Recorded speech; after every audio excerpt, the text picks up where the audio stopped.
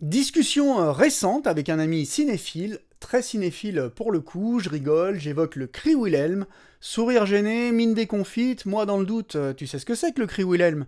Bah pas vraiment, instant culture G donc sur la toile, pour une émission consacrée à la private joke la plus culte, et la moins discrète sans doute, de toute l'histoire du 7e art.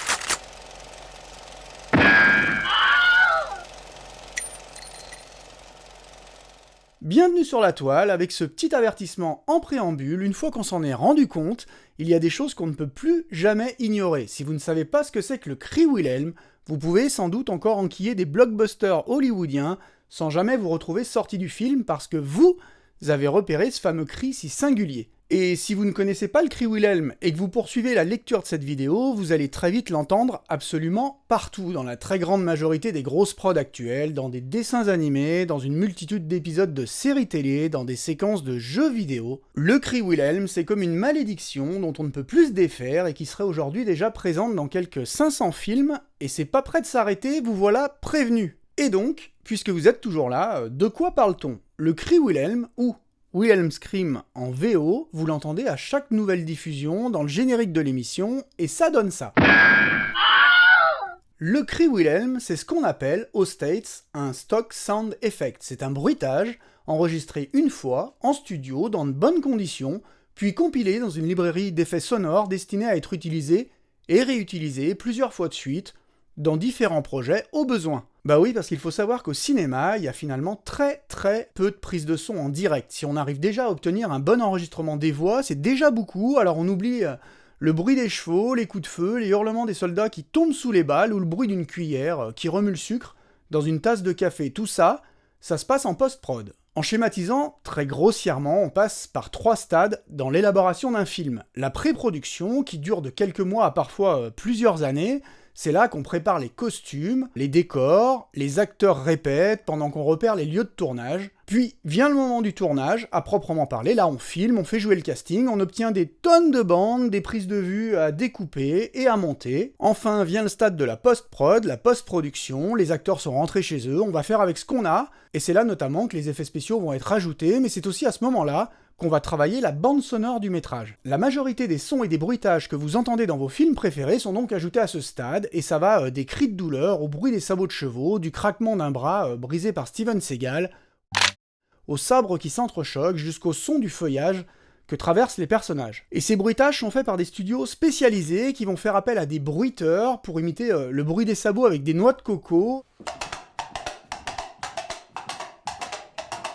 le bruit du tonnerre avec une grande plaque en métal, bref, utilisez tous les artifices qu'ils peuvent pour tromper votre oreille et rendre justice à ce qui se passe sur l'écran. Pour ce qui est des voix, on embauche également des acteurs pour pousser des cris, enregistrer, réutiliser plusieurs fois donc par la suite. Le cri Wilhelm, c'est à l'origine l'un de ces sons enregistrés pour le film Distant Drums, Les Aventures du Capitaine Wyatt de Raoul Walsh, une production Warner sortie en 1951. Si vous l'avez pas vu, très bon film avec Gary Cooper. Ce hurlement mythique provient d'une série de cris enregistrés les uns à la suite des autres pour habiller plusieurs séquences du film, et on doit selon toute vraisemblance cette incroyable prestation à l'acteur et musicien Sheb Wooley, qui a joué dans des tonnes de westerns de l'époque, dont Le Train sifflera 3 fois, toujours avec Gary Cooper, et qui s'était spécialisé dans ce genre de prestations. À ce moment, le cri Wilhelm n'est encore qu'une simple bande titrée « Homme mordu par un alligator » et qui crie. C'est la première apparition du cri Wilhelm à l'écran pour cette scène dans laquelle les soldats traversent un marais avant que l'un d'entre eux ne soit emporté sous les flots par un alligator.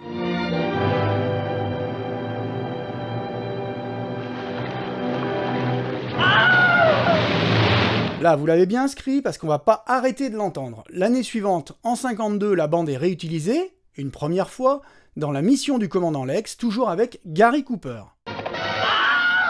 Mais le cri Wilhelm ne trouve véritablement son heure de gloire que l'année suivante, en 53, pour son apparition remarquée dans La Charge sur la rivière Rouge, Charge at Feather River, de Gordon Douglas, un film sorti à l'époque comme un événement, en 3D avec pour acteur principal Non, pas Gary Cooper, mais Guy Madison. Et là, le cri, c'est difficile de pas le remarquer tellement il est mis en valeur. Imaginez la scène, des cow-boys traversent un sentier ombragé, le private Wilhelm, joué par Ralph Brooks, s'arrête un instant sous un arbre pour remplir sa pipe, un Indien surgit en 12 derrière les fourrés, il bande son arc et bim, une flèche dans la jambe. Et ça fait super mal. Yeah, I'll just fill my pipe. Allez, encore une fois, juste pour le plaisir. Et ce cri si particulier du mec qui sait souffrir comme un vrai bonhomme et conserver toute sa dignité dans la douleur va devenir une véritable référence de la pop culture. Immédiatement, non, pas tout de suite. Le cri est à ce moment-là dans les bibliothèques d'effets sonores de la Warner et va être utilisé dans tout un tas de productions du studio jusqu'au milieu des années 70. Mais tout un tas de productions, dès 54, avec Des monstres attaquent la ville, La poursuite dura 7 jours, ou Une étoile est née, version Judy Garland, et puis suivront Le renard des océans, La terre des pharaons, Hélène de Troie, Le sergent noir, de Ford, et puis plus tard Les bérets verts avec John Wayne, Détective privé avec Paul Newman, ou même La horde sauvage de Peckinpah. Jusque-là, le cri Wilhelm ne fait pas trop parler de lui, et passe en toute discrétion d'un film à l'autre, jusqu'à se faire même un peu plus rare au cours des années 70. Tout va changer en 77. Et 77, pour bon nombre de cinéphiles, c'est un peu l'année zéro du cinéma, c'est la sortie de Star Wars, premier du nom. À l'époque, un tout jeune Ben Burtt se voit offrir un poste de designer sonore sur ce film en lequel pas grand monde ne croit. Ben Burtt aujourd'hui, il a un palmarès de sound designer long comme le bras. Alien, Blade Runner, Dark Crystal, Indiana Jones, E.T., Willow. C'est un génie des effets sonores, reconnu, un innovateur dans le domaine. Les aliens et les droïdes du premier Star Wars, c'est lui, comme la voix de Chewbacca, le son des sabres laser. Il est aujourd'hui considéré par ses pairs et couronné comme un précurseur. Mais à l'époque, Ben Burtt, il a à peine 30 ans, il a bossé sur La course à la mort de l'an 2000 de Paul Bartel, sur lequel il est même pas crédité, bref, c'est nobody. Ben Burtt se retrouve donc en charge des effets sonores de Star Wars, il s'en va fouiller dans les archives de la Warner, retrouve une bande, intitulée Homme dévoré par un alligator, c'est lui qui va baptiser ce hurlement Cri Wilhelm, du nom du personnage dont la jambe se retrouve transpercée par une flèche, dans la charge sur la rivière Rouge. Et l'idée de génie de Ben Burtt, c'est d'incorporer ce cri dans une séquence du film devenue mythique. Souvenez-vous, Leia et Luke sont en mauvaise posture, au bord d'une passerelle, surplombés par des Stormtroopers, échange de tirs de blasters, Luke riposte, touche un soldat, qui tombe dans le vide.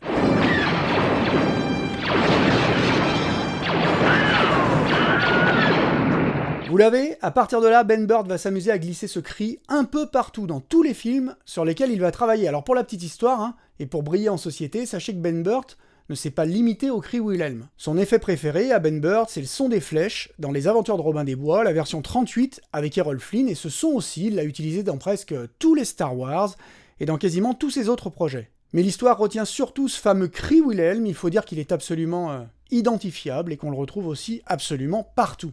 Alors au début, bien sûr, il s'agit d'une petite blague d'initié entre Ben Burtt et les monteurs du Skywalker Sound, qui commencent à le glisser un peu partout, et même jusqu'à plusieurs fois dans le même film. Alors, dans les Star Wars, bien entendu, dont le Retour du Jedi, où il est particulièrement mis en valeur.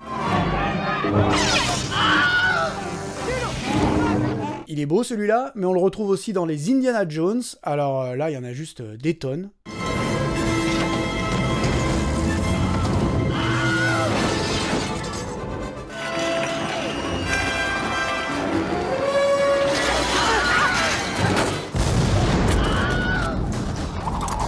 Et dans des dizaines et des dizaines d'autres projets. Alors bien entendu, pour les oreilles avisées, la plaisanterie n'est pas des plus discrètes, et va très vite dépasser le petit cercle restreint de Ben Burtt et de ses copains, jusqu'à devenir une tradition très répandue dans le milieu des sound designers. Et là, c'est l'effet boule de neige, on va progressivement retrouver le cri Wilhelm dans tous les blockbusters hollywoodiens contemporains, mais pas seulement, sincèrement.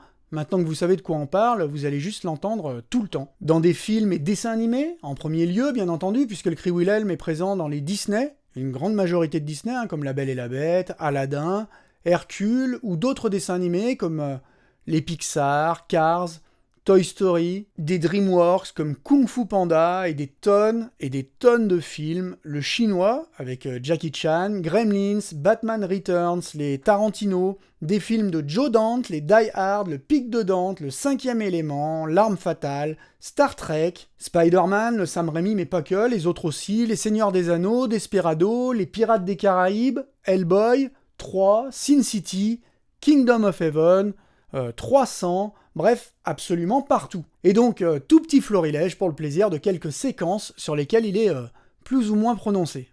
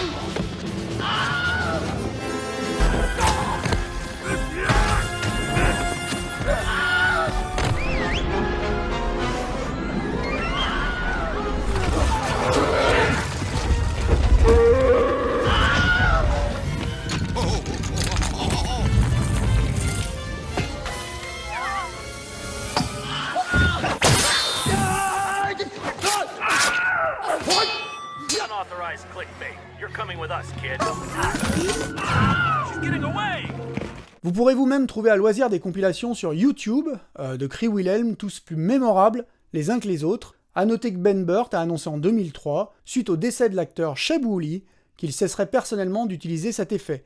Mais ça n'engageait que lui, et le Cree Wilhelm a continué à être utilisé de plus belle. A noter aussi, pour vous dire la notoriété de cet effet si particulier, que Disney a annoncé très solennellement en 2018 que le Kree ne figurerait plus dans les Star Wars et que le Réveil de la Force serait le dernier film de la saga dans lequel il serait utilisé. Mais bon, ça fait belle lurette que le Cree Wilhelm s'est extirpé du carcan du grand écran pour contaminer la petite lucarne ou le jeu vidéo. On le retrouve par exemple dans Game of Thrones ou dans les jeux vidéo GTA, God of War, Assassin's Creed ou Red Dead Redemption. Beau palmarès donc pour ce petit hurlement de douleur qui fête ses 70 ans, enregistré à l'époque par un tout jeune Sheb Wooley qui n'imaginait sans doute pas un instant que son cri allait traverser les époques. On laissera le mot de la fin à sa femme, Linda, qui précisait en interview en 2005 que son époux avait pour habitude de plaisanter sur le fait qu'il excellait à hurler et mourir dans ses films.